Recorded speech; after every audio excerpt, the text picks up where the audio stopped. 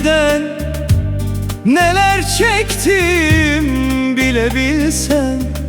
Hiç korkmamıştım bu kadar sensizlikten. Bir an bile vazgeçmedim sevmekten seni. Anladım ki gurur olmaz gerçek sevgiden. Bir an bile vazgeçmedim sevmekten seni.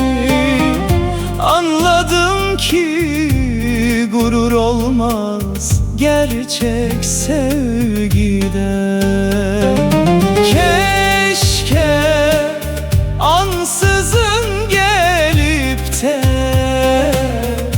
kapımı çalsaydın, tıpkı kalbimi çaldığın gibi. Susup hiç konuşmayalım, öylece bakışalım, tıpkı buluştuğumuz ilk günkü gibi.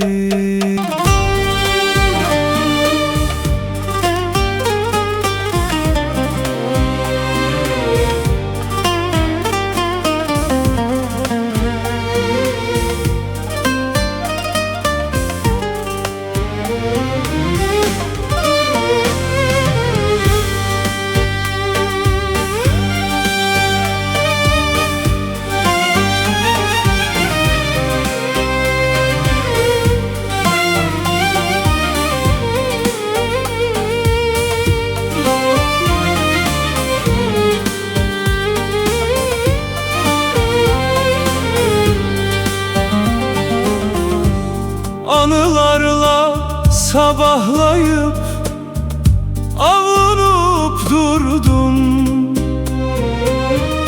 Her an özleminle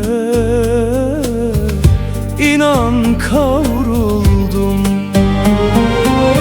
Bir gece bile olsa da ayrılık zor geldi aşkım. Biliyorum sensin benim tek umudum.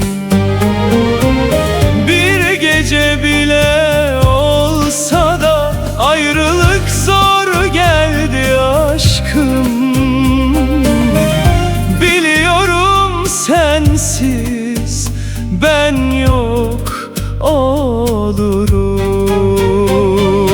Keşke ansızın gelip de kapımı çalsaydın, tıpkı kalbimi çaldığın gibi. Susup hiç konuşmayalım, öylece bakışalım, tıpkı buluştuğumuz ilk günkü gibi. Keşke ansızın gelip de